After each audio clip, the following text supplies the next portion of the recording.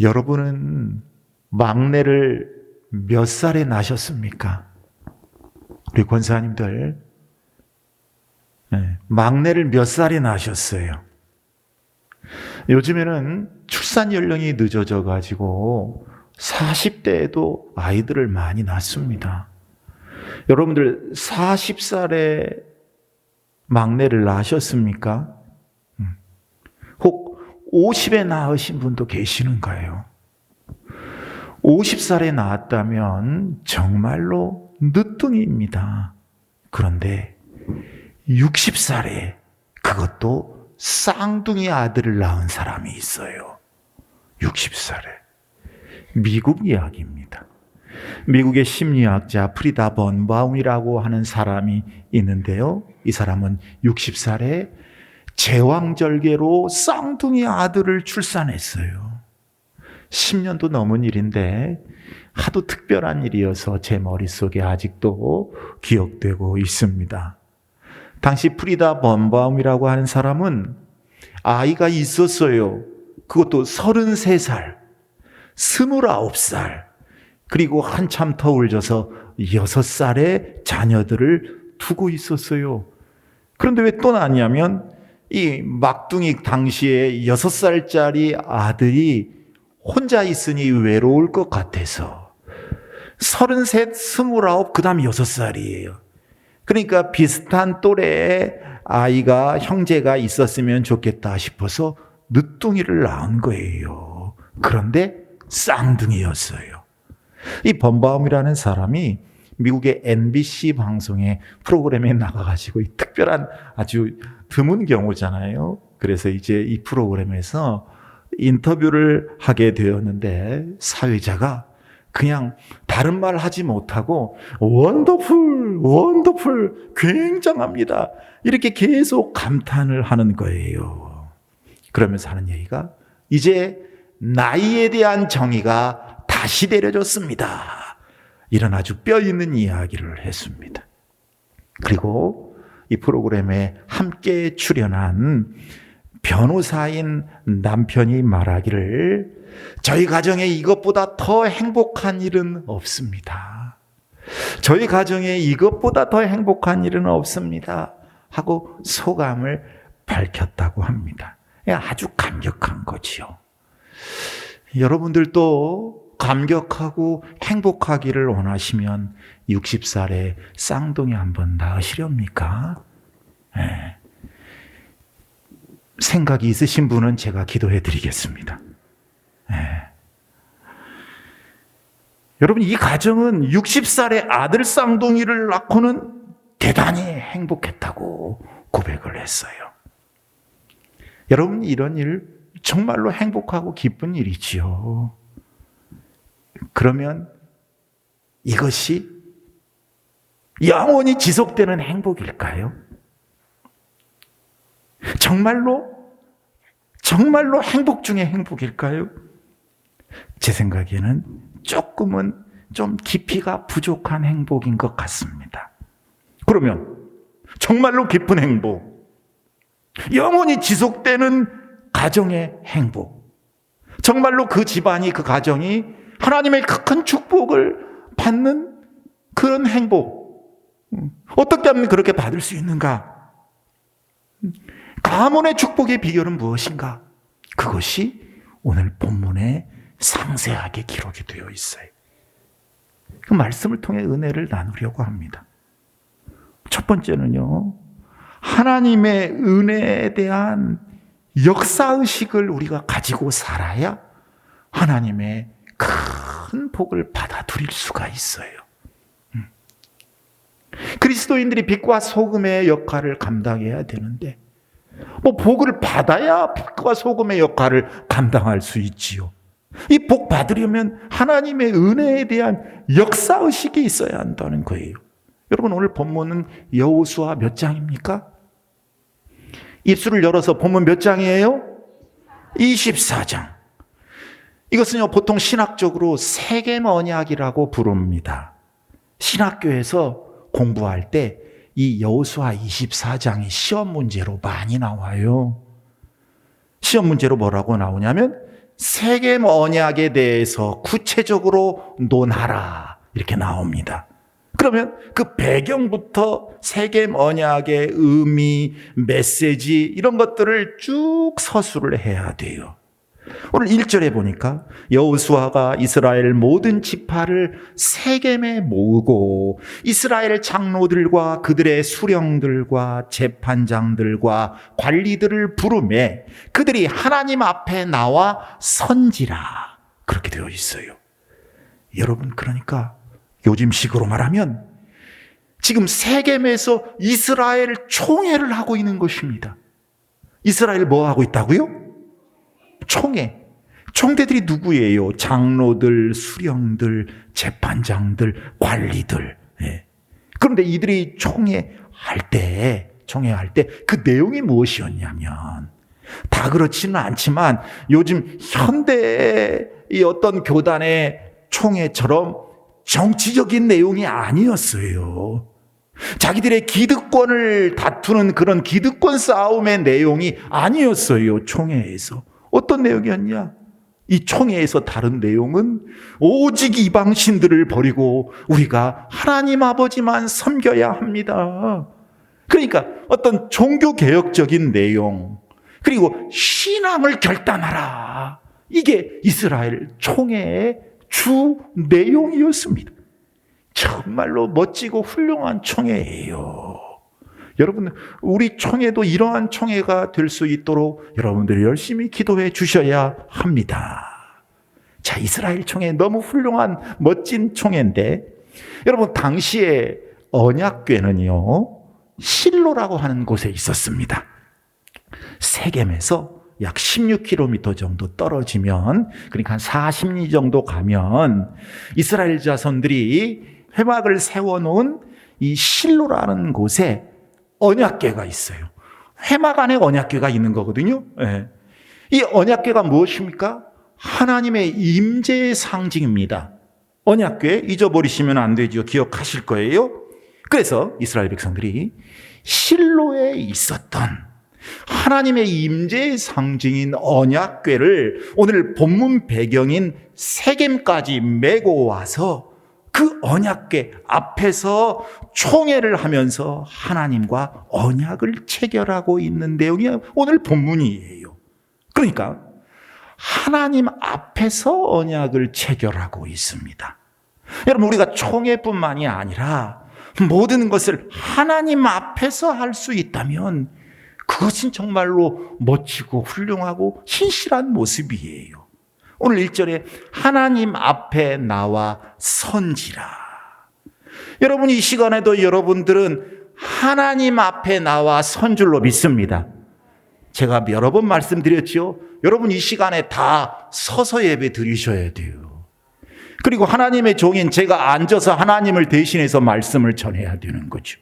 그러니까 여러분, 지금 이 시간에 서 있는 자세로 예배를 드리시고 말씀을 드리셔야 한다, 그 말씀이에요. 하나님 앞에 나와 선지라. 여러분, 하나님 앞에서 서는 인생, 하나님 앞에 서는 인생을 산다면 그 사람은 축복 안 받을 수가 없지요. 항상 하나님이 내 앞에 계시거든요. 하나님 앞에서 내가 살고 있거든요. 하나님이 불꽃 같은 눈동자로 살펴보고 계시거든요. 여러분, 이런 인생 살 수 있기를 축원합니다.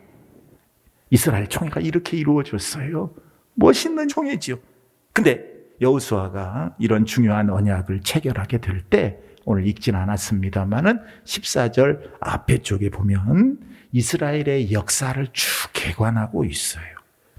여러분의 먼 조상들은 우상들을 섬겼습니다. 하나님께서 여러분의 선조 아브라함을 우상의 땅에서 건져내서 약속의 땅 가나안 땅으로 오게 하셨습니다. 그리고 이삭이라는 자녀를 주시고 또 야곱과 에서 자녀 손들도 주셨습니다. 하나님께서는 모세를 통해 여러분의 조상들을 애굽에서 인도해 내셨습니다.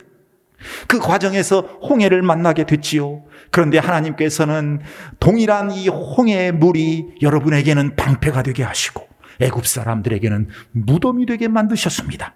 하나님께서 여러분을 거짓 선지자 발람의 저주에서 벗어나게 하셨습니다. 하나님께서 가나안 7 족속을 쫓아내실 때 심지어 왕벌을 천병으로 보내시는 왕벌 작전까지 벌이셨습니다. 벌을 미리 보내셔서 그 벌들이 적군을 쏘게 하시고 그들이 정신을 못 차리는 틈을 타서 가나안 7 족속을 격퇴시킬 수 있도록 하나님이 직접 작업하셨습니다. 그래서 여러분들이 이 땅에 들어와 수고하지 않은 성읍을 얻게 되었고 여러분들이 심지 않은 포도 열매도 얻게 되었습니다. 하나님께서 이렇게 여러분에게 약속의 땅을 차지하게 하셨고 여러분으로 하여금 잘 먹고 잘 살고 복받게 만들어 주셨습니다. 이렇게 여호수아가 이스라엘의 역사를 쭉 개관했어요. 이스라엘의 역사 가운데 임하신 하나님의 은혜. 여러분 왜 그랬을까요? 이 역사 속에서 전하려고 하는 교훈이 무엇일까요? 자, 여러분 잘 들으세요. 여러분 여호수아는요 이스라엘의 사령관입니다. 사령관이 가나안 땅을 점령할 때 가장 앞서서 선두지휘했던 사람이었어요. 또 적들을 물리치는데 시간이 부족하니까 태양아 머물러라. 태양한테 명령하니까 태양이 머물렀어요. 또 야간 작전을 하는데 깜깜하니까 달아 너도 멈추어라 명령하니까 달도 멈추었어요. 이것이 지금 현대 과학자들이 이때의 사실을 과학적으로 증명해내고 있잖아요. 그러니까 어떤 일개 부하에게 명령한 것이 아니라 태양과 달에게 명령해서 그것들을 멈추게 한 대단한 위대한 기적의 주인공이 바로 여호수아였어요. 그런데 이스라엘의 역사를 쭉 개관함에 있어서 그렇게 엄청난 역사의 중심부에 자기가 들었음에도 불구하고 내가 말이야 칼을 들고 가나안 족속을 물리쳤어. 내가 태양을 멈추게 한 사람이야. 내가 명령하면 달도 멈추어. 이렇게 자기를 과시하지 않았습니다. 이스라엘의 역사를 쭉 열거하면서 오늘 2절에서 13절까지 오늘 본문 앞에 쪽을 쭉 보면 주어가 무엇이냐면 하나님입니다.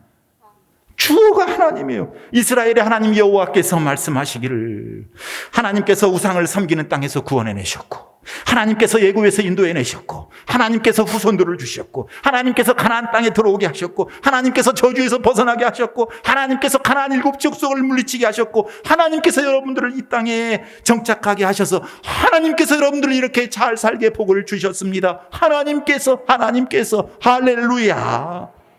여러분 우리는 여호수아의 모습을 보며 저와 여러분의 모습을 봅니다.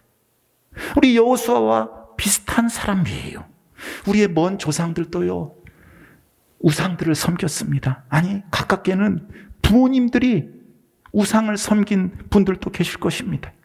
그런데 언젠가 그 선조들 아니면 우리를 하나님께서 그 자리에서 불러내셔서 죄와 사망과 지옥에서 건져내셔서 예수 그리스도를 믿음으로 구원을 받게 하시고 우상 대신 살아계신 참 하나님을 섬기게 하셨습니다. 할렐루야. 여러분 우리가 예수 믿고 싶다고 해서 예수가 다 믿어지는 것이 아니에요. 하나님을 섬기고 싶다고 해서 하나님을 다 섬기는 것이 아닙니다. 하나님께서 우리로 하여금 그분을 믿게 하실 때 우리가 주님을 영접할 수 있는 줄로 믿습니다. 이스라엘 백성들이 가나안 땅에 들어갈 때 하나님께서 여러 장애와 난관들을 물리쳐 주신 것처럼 저와 여러분이 지금까지 살아올 때 여러 가지 어려움이 있었지만 하나님께서 그것들을 다 물리쳐 주셨어요. 그리고 저와 여러분이 이만큼 살 수 있도록 은혜 주신 분이 바로 우리 하나님이십니다. 모든 것을 하나님께서 하셨습니다. 하나님의 은혜입니다. 은혜입니다. 하나님이 하신 거예요. 하나님이 하신 거예요. 여러분 이걸 아셔야 기억하셔야 복 받을 수 있어요. 여러분 하나님께서 이렇게 역사하신 거 생각하면 우리가 얼마나 하나님 앞에 감사하겠습니까? 역사 속에서 하나님께서 일하신 것을 우리가 잊지 않고 기억하고 이런 역사의식을 가지고 살아야 하는 거예요. 여호수아처럼 하나님이 우리 인생의 주어가 되어야 한다 하는 말씀이에요. 내가 말이야. 내가 이게 아니라 하나님께서 하나님께서 해주셨. 영광 받으실 분 우리 하나님이 한 분이시다. 여러분, 하나님을 우리가 머리로만 섬기는 것이 아니에요. 교회만 왔다 갔다 한다고 해서 이게 복 받는 사람 아니에요. 하나님을 우리의 인생의 역사 속에서 직접 체험하고 그 체험한 하나님을 우리 가슴속에 뜨겁게 모시게 될 때, 하나님을 주어 삼는 인생을 살게 될 때, 역사하신 하나님을 기억하고 뜨겁게 감사하며 살 때 그 하나님을 우리가 바로 잘 섬길 수가 있고, 이런 사람들이, 이런 가정들이 복을 받게 되는 것입니다. 그냥 하나님께 은혜 받았는데 바로 잊어버리면 그런 경우는 복을 못 받죠.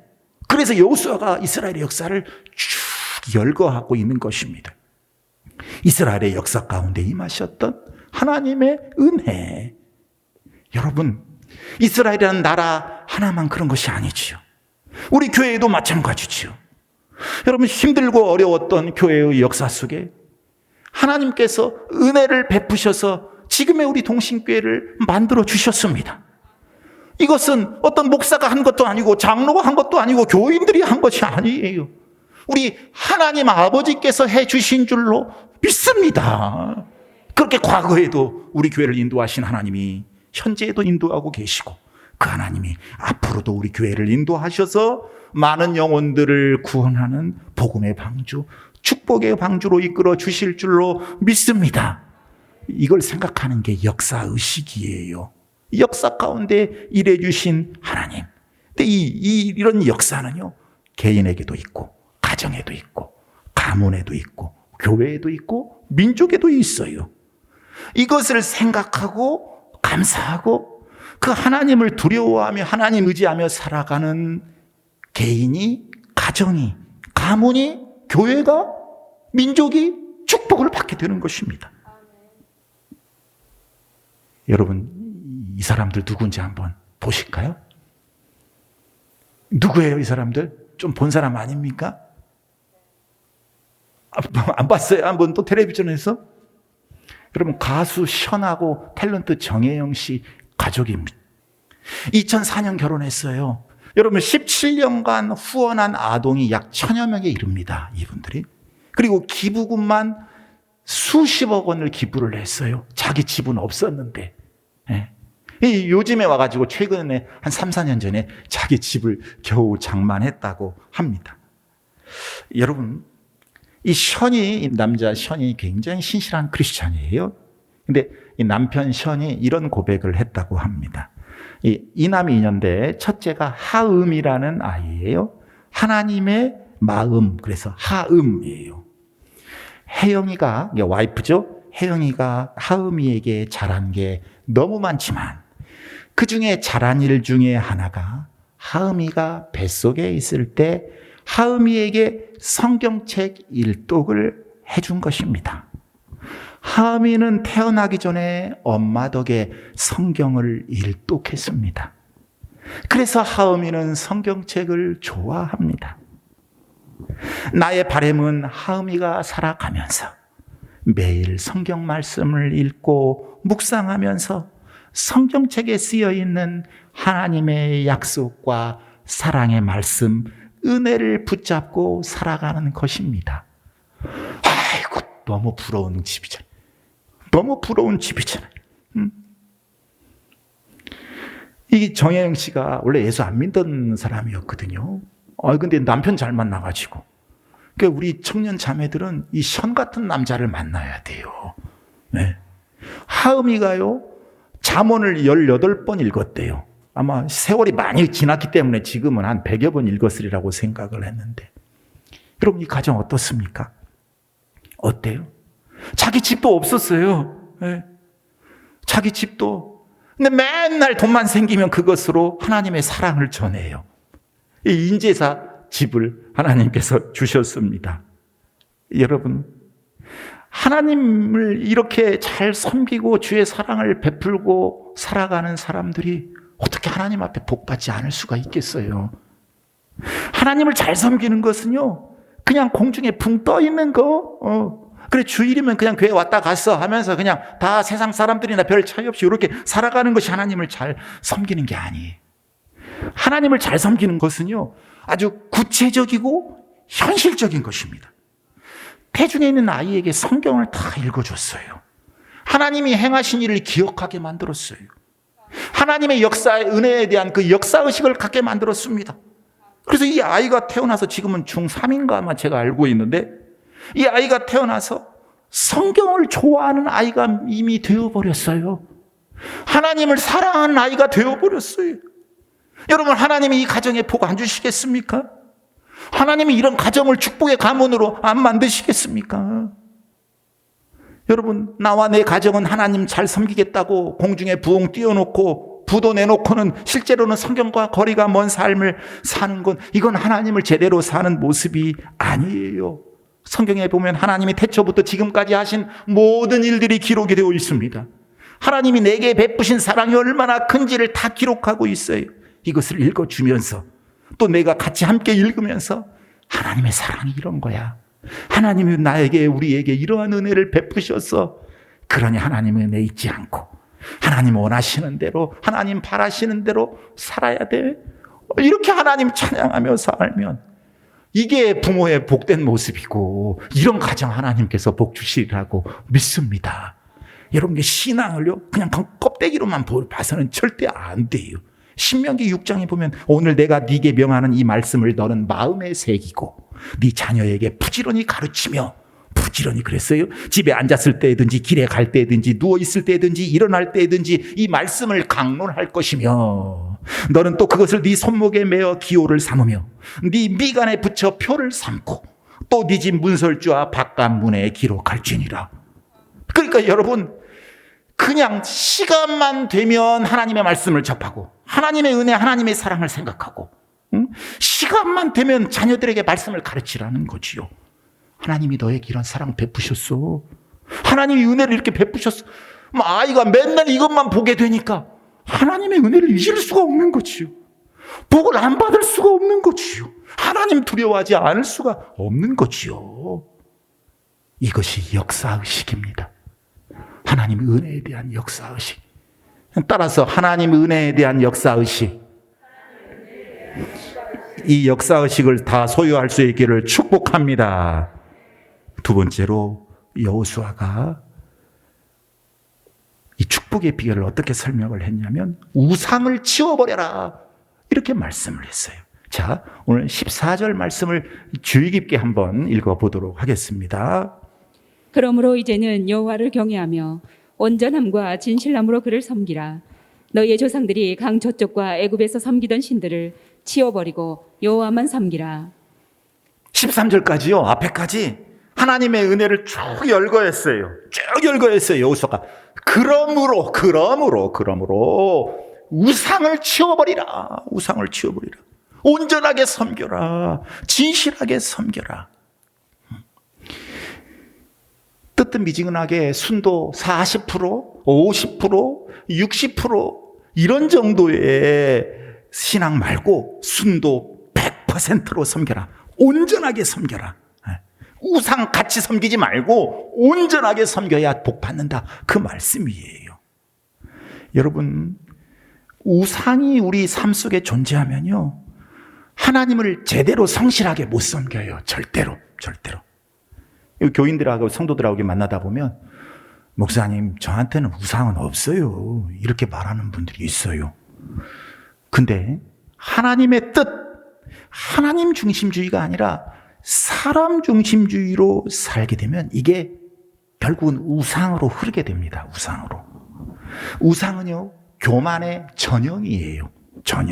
교만의 전형. 하나님은 교만한 자를 대적하신다고 했어요. 교만한 자를 대적하신다. 그리고 겸손한 자에게 은혜를 베푸신다. 할렐루야. 잊으시면 안 돼. 그러니까 우상은 예수 믿기 전에만 있는 게 아니라 예수 믿는 후에도 우리의 삶 속에 우상이라는 게 얼마든지 존재할 수 있다는 걸 여러분 잊으시면 절대 안 됩니다. 우상을 치워버려야 돼요. 하나님의 은혜 생각하고 치워버려야, 그래야 하나님의 복이 임하는 거죠. 여러분, 우상을 두 가지로 나눠볼 수 있는데요. 하나는 뭐냐면요, 어떠한 일을 이룬 성취의 원인을 자신에게 돌릴 때 자신이 우상의 자리에 서게 돼요. 여러분, 우리가 힘들고 어려울 때, 인생의 비바람과 폭풍우에 시달릴 때, 우리의 삶이 흔들리고 있을 때 하나님께 매달리지요. 하나님 도와주세요. 주님 불쌍히 여겨주세요. 저에게 지혜를 주세요. 능력을 구했어요. 그러면서 열심히 땀을 흘렸습니다. 그러자 일이 어느 정도 좀 잘 돼요. 그러자 이제 어느새 우리가 했던 기도를 잊어버립니다. 내가 애써 노력해서 성취했다고 내 삶의 모든 영광을 자기 자신에게 돌리기 시작을 해요. 하나님이 받으신 영광을 도적질해버린다, 그 말씀이. 내가 열심히 일했어. 진짜 땀 흘려 일했어. 이래서 이렇게 이루어냈어. 하나님이 도우신 거지. 여러분, 잘 생각하셔야 돼요. 하나님이 하시는 거하고 하나님이 도우시는 거하고는 달라요. 여러분, 하나님은 자기 구석에다 놓고 내가 열심히 일했어. 내가 열심히 노력했기 때문이야. 이렇게 되면 그 순간에 내 삶 속에 나라는 우상이 나를 지배하기 시작을 해요. 나라는 존재가 소위 나를 섬기게 됩니다. 그 순간부터 내가 우상인 거예요. 하나님은 이것을 우상으로 취급하십니다. 우상으로 취급을 해요. 교만한 자를 대적하신다고 그랬어요. 겸손해야지요. 치워버려야 하나님이 은혜를 주시는 거지요. 하나님이 내게 건강 주셨어요. 그래서 사업이 가능했어요. 하나님이 내게 지혜를 주셔서 아이디어의 창출이 가능했습니다. 그러나 한순간 하나님을 내 삶의 무대에서 잊어버릴 때 어느새 나는 하나님이 있어야 할 그 자리에 내 자신을 앉혀놓는다, 그 말씀이. 이거 하나님이 대단히 진노하시는 일이, 대단히 진노하시는 일이. 그러니 복이 안 오는 거죠. 하나님께 아무리 매달리고 기도해도 복이 없는 거예요. 복이 없는 거예요. 예수 믿는다는 사람들이, 교인들이 복받지 못하는 이유가 바로 여기에 많이 있습니다. 또 다른 우상, 뭐냐면 성취한 대상, 뭘 이룬 그 대상 그 자체를 하나님보다 귀하게 여기면 이게 우상이 되는 거예요. 내가 땀을 흘려서 돈을 모았어요. 열심히 일해서 돈 모으니까 이제 돈이 너무너무 귀한 거예요. 이 돈이 너무너무 소중해요. 그 순간부터 돈이 우상이 되기 시작하는 거예요. 내가 노력을 내서 이름을 날렸어요. 그 순간부터 내 이름은, 내 명예는 내 우상이 되기 시작을 해요. 내가 얻은 힘, 그 권세가 어느 날 우상이 되기 시작했다, 그 말씀이에요. 그러므로 여러분, 우리가 뭔가를 이루어내면 거기에 집착을 하면 안 되고 성취를 가능하게 하신 하나님의 은혜를 항상 깊이 묵상하셔야 합니다. 그래야 이 하나님께서 성취하신 복이 점점 더 커지는 거예요. 그래야 이게 30배, 60배, 100배 이상으로 커져서 이 복을 통해서 하나님의 더 귀하고 큰 일을 감당할 수 있는 거지. 그렇지 않고 이것에 그냥 매여버리면, 집착해버리면은 이제 그나마 있던 복이 점점 좀 쪼그라들어 버리게 된다, 그 말씀이에요. 여러분, 하나님이 인도하신 그 이스라엘 백성들, 하나님이 가나안 땅, 축복의 땅으로 이스라엘 백성을 인도하셨음에도 이스라엘 백성들은요, 여전히 우상에 대한 그 집요한 욕심을 버리지 못했어요. 하나님이 그 많은 기적을 통해서 가나안 땅에 보내셨는데 아직도 이스라엘 백성들 우상에 대한 집착을 버리지 못해요. 여러분, 뭘 보여줍니까, 우리에게? 예수 믿는 신앙생활을 하면서도 버리기 어려운 것이 바로 우상이라는 거예요. 교회 생활하면서도 버리기 어려운 것이 우상이라는 것입니다. 우상. 이 우상은 버려야 하나님의 축복이 있고 형통하고 시온의 대로가 활짝 열리는데 이 우상을 버리지 못하니 힘들고 어렵고 눈물 짓고 고단한 인생을 살아가게 되는 것입니다. 하나님을 바라보는 그 순수한 시선을 뺏는 것, 하나님보다 더 사랑하게 만드는 것, 하나님보다 더 의지하게 만드는 것, 이거 다 삶의 우상이다. 여러분 꼭 기억할 수 있기를 축원합니다.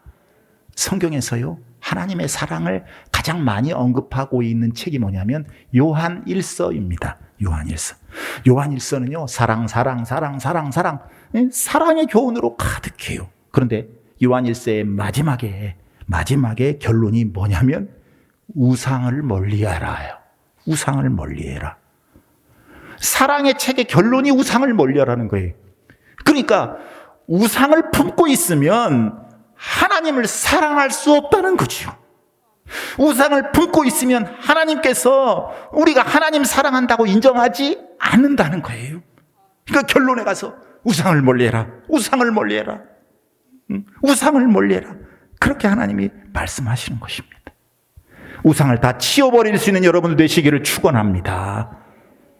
세 번째로, 우리가 진정 복받고 살고 이 복 가지고 하나님의 큰일 잘 감당하려면요, 하나님만 섬기겠다고 하는 결단이 필요해요.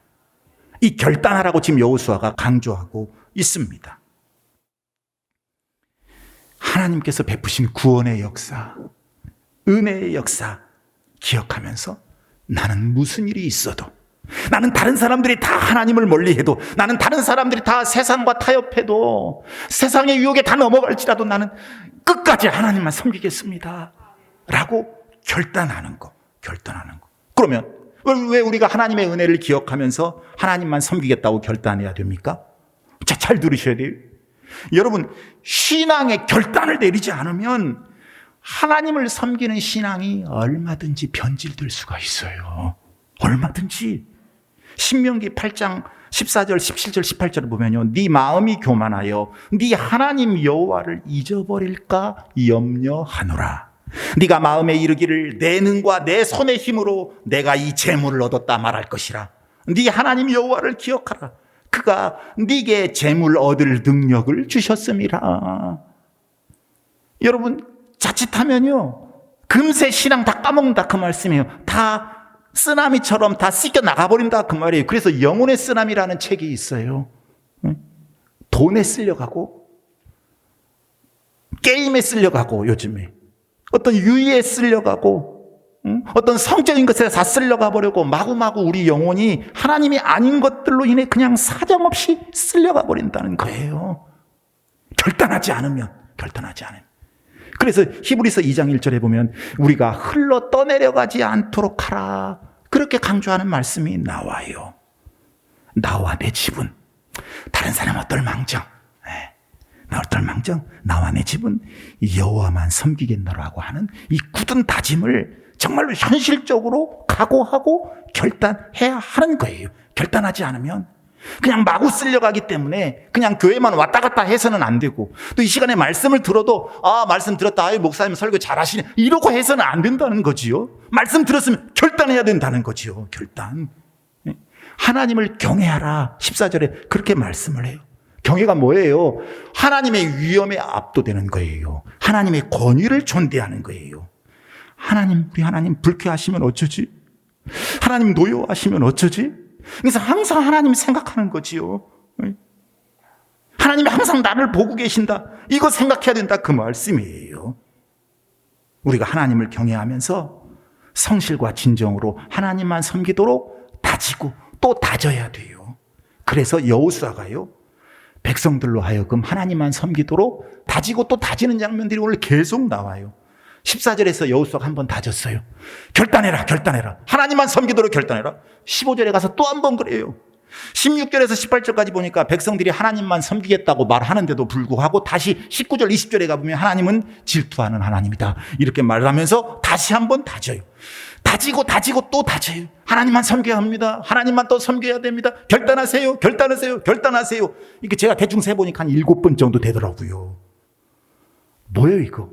하나님을 섬기는 게 쉽지 않다는 것입니다. 하나님을 제대로 섬기는 게 쉽지 않다는 거예요. 유혹도 많고 죄 지을 것도 많고, 마음을 다지고 또 다져도 하나님을 제대로 섬기기 어려우니까 여호수아가 7중으로 다지고 또 다진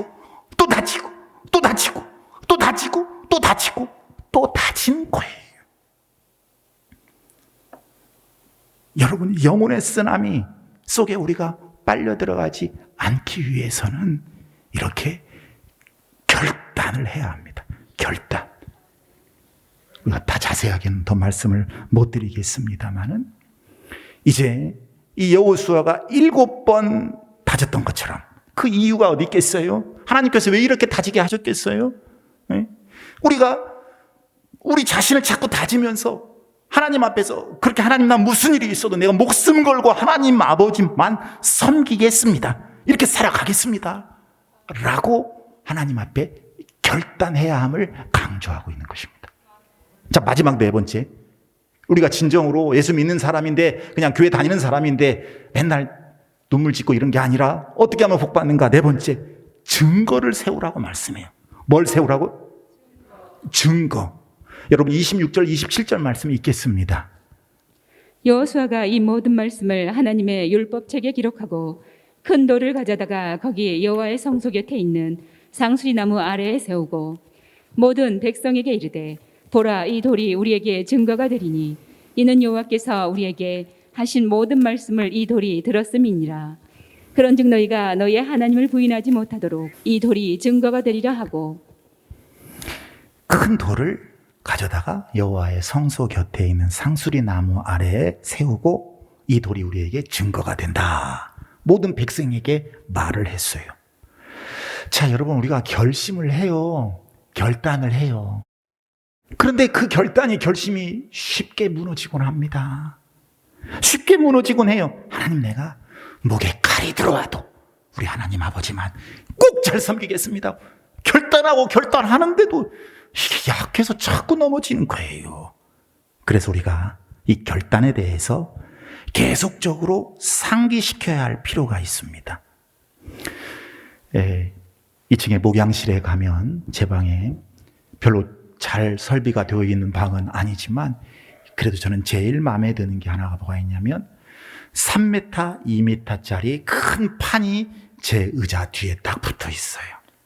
그걸 처음에 예배당 지을 때 왜 그걸 거기에다가 제 의자 뒤에다가 붙여놨냐면 거기에다가 한자로 초심 그렇게 쓰려고 그걸 만들었거든요. 흘림체로 해가지고. 그래서 그걸 보면서 하나님, 제가 절대로 초심을 잃지 않겠습니다. 절대로 초심을 잃지 않겠습니다 하려고 써놨는데 거기 보면 이제 못이 여러 군데 박혔는데 못이 너무 녹이 슬어버려가지고 그거를 만들 수가 없더라고요. 그래도 목양실에 딱 들어가면 그 판이 먼저 보입니다. 여러분들은 아무것도 안 보이겠지만은 제 방에 들어가면 저는 그 판을 보면 초심이 제 눈에 보여요. 하나님, 초심을 잃지 않겠습니다. 초심 잃지 않게 해주세요. 여러분, 이게 증거예요, 증거. 어떤 사람은 아이가 죽을 병에 걸려서 하나님 앞에 눈물 뿌려 금식하며 기도했어요. 하나님, 치료해 주세요. 낫게 해 주세요. 눈물로 하나님 앞에 기도했더니 하나님이 아이를 치료해 주셨어요. 아이만 보면 하나님의 은혜가 생각이 납니다. 아이만 보면. 어떤 사람은 집안에 말뚝을 하나 박아놓고 그 말뚝만 보면 하나님이 생각나게끔 자기가 딱 만들어 놨어요. 어떤 사람은 성경책 어느 부분을 딱 피고는 그 말씀만 보면 나를 사랑하셨던 하나님이 막 생각이 나요. 또 어떤 사람은 우리가 확신방 같은 거 예전에 성장방 같은 거 소감문 쓰잖아요. 거기 보면 자기 소감문에 소감을 쭉 쓰고 나서 이게 바로 자기의 증거가 되는 거예요. 힘들고 어려울 때마다 자꾸 세상으로 나가려고 할 때마다 그거 보면서 그래, 내가 하나님, 이렇게 하나님이 나를 사랑해 주셨지, 나를 이끌어 주셨지, 이게 증거가 된다, 그 말씀이에요. 또 어떤 분들은요, 자기가 너무 약하니까 주위에 있는 친구 집사에게 내가 절대로 저건 안 할 거야, 절대로 안 할 거야, 내가 김 집사 앞에서 내가 선포해. 성도 간의 교제를 통해서 증거를 세우기도 합니다. 그리고 어떤 사람은 암교회 권사님에게, 권사님, 내가 하루에 1시간, 2시간씩은 지금부터 안 빠지고 꼭 교회와 목사님을 위해서 또 주위 우리 성도들 위해서 기도하겠습니다. 자기가 먼저 약속해버리는 게, 여러분, 이게 증거예요. 증거. 여러분, 증거를 세워야 하는 거지요. 왜냐하면 결단해도 이게 넘어질 수가 있는 거거든요. 그러니까 우리 주님께서 2중, 3중, 4중막을 만들어 놓으신 거예요. 하나님이 저와 여러분에게 큰 복을 주기를 소원하고 계시는데 이 복을 받을 만한 그릇이 되어야 하나님께서 복을 주시지요. 하나님이 너무 애타시니까 저와 여러분에게 이 어떻게 하면 하나님의 큰 축복을 받을 수 있는가 하는 그 비결을 이렇게 상세하게 가르쳐 주셨습니다. 자, 여러분, 말씀을 마칩니다. 꼭 이 세상의 어떤 다른 사람들은 여호와 하나님 아버지를 제대로 섬기지 않고 우상과 함께 섬긴다고 할지라도 저와 여러분은 그런 사람들 신경 쓰지 말고 여호와 하나님 아버지만 늘 제대로 섬기고, 그러기 위해서 하나님의 은혜에 대한 역사의식을 갖고 우상 다 치워버리고 그리고 하나님만 섬기겠다고 하는 거룩한 결단을 강하게 하고, 그리고 증거를 세우셔서 하나님이 준비하신 큰 복을 받고 이 복 가지고 하나님의 일 열심히 잘 감당하는 멋진 인생 살아가시기를 주님의 이름으로 축복합니다. 축복합니다. 찬송하겠습니다.